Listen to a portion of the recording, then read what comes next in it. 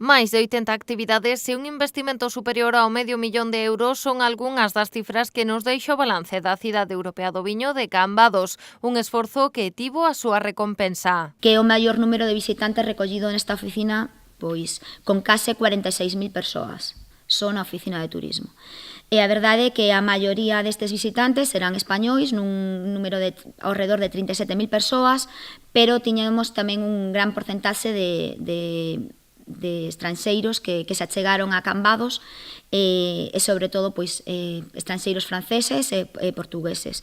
E a verdade tamén nesta xente que se achegou a Cambados de fora de España tamén batemos récords. Neste tempo Cambados promocionouse dentro e fora das fronteiras españolas. Agora agardan a que o traballo siga dando os seus froitos cun nomeamento que deixa un importante legado na vila. Está previsto que nesta festa do Albariño, varios alcaldes desos concellos, desos ayuntamentos da Bretaña francesa estén aquí durante a festa do Albariño, e eu creo que é unha moi boa noticia porque, se queremos conseguir que a festa do Albariño sexa declarada interés turístico internacional e se queremos atraer a máis turistas de fora, pois evidentemente que nós temos que salir a buscalos, e a promocionarnos. Moitas das iniciativas do programa realizáronse no marco do convenio asinado coa Deputación de Pontevedra por €70.000 e co respaldo da Mancomunidade do Salnés. Porén, dende o Goberno votaron de menos o respaldo da Xunta de Galicia. Pudo haber chegado máis lonxe, e así como en Europa é moi coñecido o Rioja, o Penedés, o Jerez, o Ribera do Duero, era unha oportunidade única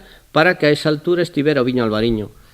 E nós fixemos todo o posible porque así fora, pero hai quen fixo todo o posible porque non fora así.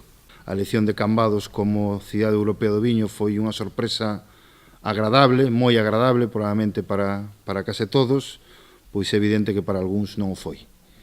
E o demostraron encarecidamente ao longo de todo o ano.